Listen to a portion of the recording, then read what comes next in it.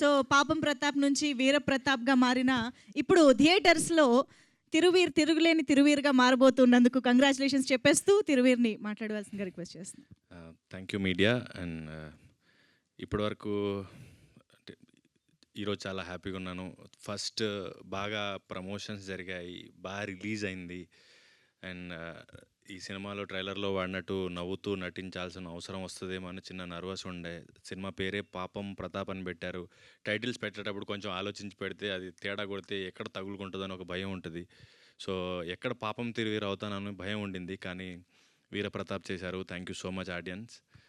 And నర్వస్గా ఉండడం common, కానీ ఎప్పుడైతే మెల్లగా టాక్ బిల్డ్ అయిందో, ఆరెంజెస్ కనబడుతున్నాయో చాలా హ్యాపీగా అనిపించింది.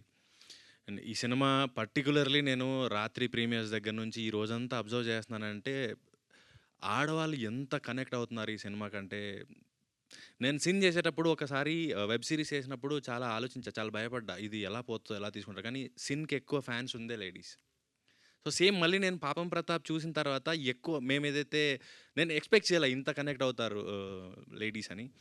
సో ఈరోజు చూస్తున్న వాళ్ళు కానీ, ఇక్కడ ఉన్న వాళ్ళు కానీ, ఎవరైతే మీరందరూ ఒక మగాడి వెనక, మగాడి ఆనందానికి, మగాడి విజయానికి అండగా నిలబడిన ప్రతి ఆడవారికి ఈ పాపం ప్రతాప్ అంకితం.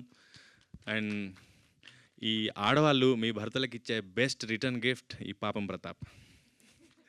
Thank you. సూపర్బ్ అండి. Thank you very much. అందుకనే ఈరోజు ఆడవాళ్ళు కదిలేరు అని అంటే ఫ్యామిలీస్ అందరూ కదలాల్సిందే కాబట్టి